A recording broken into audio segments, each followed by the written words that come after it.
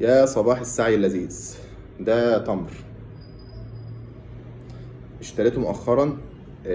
لاني ببقى محتاج مصدر طاقة يكون سريع وفي نفس الوقت طعمه حلو، يشجعني ان انا اكمل.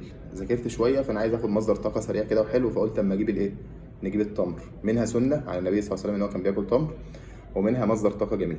طيب، النقطة اللي انا عايز اتكلم معاكم فيها هي نقطة فعلا فارقة يعني، وهي احيانا بنضطر ان احنا نطلع بره البيت، ماشي، او نطلع بره الاوضه بتاعتنا علشان خاطر نسعى، سواء مثلا في قراءه كتاب معين او في مذاكره او في شغل او في حفظ ورد قران او في مراجعه تفسير او في قراءه احاديث مثلا من كتاب رياض الصالحين او اي عمل انت عايز تعمله معين.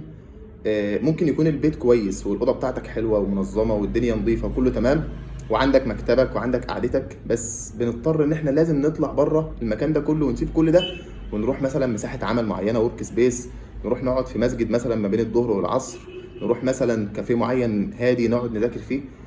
بنضطر ان احنا نعمل كده علشان خاطر البيت مشكلته الرئيسيه ومشكلته الكبيره مش ان انا ما عنديش مكان اذاكر، لا عندي مكان اذاكر، بس المشكله هي في تشتت العقل وانا قاعد في البيت. انا قاعد في البيت، انا مش عارف صراحه، يعني مش عارف النقطه ديت بالظبط، هل هي من دماغنا ولا من الشيطان اللي بيوسوس لنا ان احنا نعمل كده. تبقى قاعد مثلا بتذاكر في امان الله، تلاقي الشيطان مره واحده او نفسك مش عارف مين فيهم بقى تقول لك ما تيجي نقوم نجيب مثلا كوبايه شاي، تقوم تعمل شاي شويه وتلاقي نفسك بتقول لك طب ما تيجي نجيب عصير شويه، وتلاقي نفسك بتقول لك ما تيجي نروق السرير ما تروقش بقاله فتره، نقوم تروقه شويه، وتلاقي نفسك بتقول لك ما تيجي نكنس الارضيه كده ونروقها لان شكلها شويه، وتعمل ما تيجي نلم مش عارف الحاجات اللي كنا واكلينها امبارح، تعالى نشيل الزباله بتاعتك، تشيل الزباله شويه، نفسك تقول لك ما الجو حر، ما تيجي ندخل ناخد شاور كده ونطلع، تدخل تاخد شاور وتطلع، فالحاجه اللي كانت هتخلص في ساعه او اتنين تلاقيها خدت منك، والله العظيم بجد تلاقيها خدت منك 4 و5 و6 ساعات، وممكن ما تخلصهاش النهارده وتكمل فيها لتاني يوم كمان، وتلاقي بقى في تسويف، وتلاقي بقى مش عارف اخلص الحاجات اللي ورايا ومفيش انجاز. انا عارف ان ده مش بيحصل مع كل الناس، بس بيحصل مع بعضنا، مش عايزين نقول معظمنا بس بيحصل مع بعضنا، بيحصل معاهم الحته دي، ان هو بيتشتت عن الحاجه اللي هو شغال فيها بسبب افكار كلها حلوه. مش بلاش بقى نقول ان انت مثلا هتروح تعمل معصيه او هتروح تعمل ذنب او كده، لا ده انت هتروح تعمل حاجه تانية كويسه او حاجه مثلا مباحه. فالنقطه هنا احنا عايزين ان شاء الله يبقى عندنا حته التركيز. طالما انا هشتغل على حاجه عايز اخلصها، عايز اقعد ساعه او اتنين انجز الحاجه اللي في دماغي دي، عشان بكره ان شاء الله يبقى في حاجات تانية. ما انا مش هقعد كل يوم في نفس الحته مش عارف اخلصها، ورد القران مش عارف اجيبه، ورد مش عارف كذا مش عارف اخلصه. تمام، فبنصح نفسي وبعيد النصح على نفسي تاني وانصحكم معايا.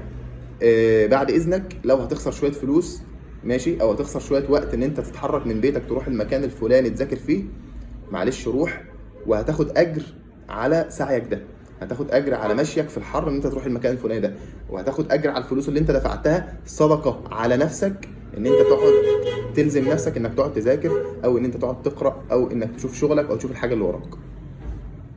طبعا مش بدعو الناس انها تعمل كده كل يوم، ماشي، على الاقل مره او اتنين في الاسبوع يعني، او 3 ايام في الاسبوع زي ما تقدر، ماشي. وانصحكم كمان تشتروا تمر، ماشي. التمر مش لرمضان بس، يعني كنت مفكر الاول ان التمر رمضان بس، حتى موجود في العطاره على طول، يعني كنت مفكر ان هو في رمضان بس، بعد كده التمر ده مش موجود ما اعرفش نجيبه وبتاع وكلام من ده. لا، الموضوع يا جماعه يعني سهل عادي، تروح تشتري من اي عطاره تمر والدنيا تبقى لذيذه. وانا من الناس اللي بتحب التمر جدا، بحب التمر قوي، بحب دايما جنبي تمر كده. بس فبنصح نفسي واياكم بهذه النصيحه البسيطه المتواضعه. حتى التمريه مسوسه فيها سوس صغير جوه، الله المستعان. ماشي، سبحانك اللهم وبحمدك اشهد ان لا اله الا انت استغفرك واتوب اليك، جزاكم الله خير.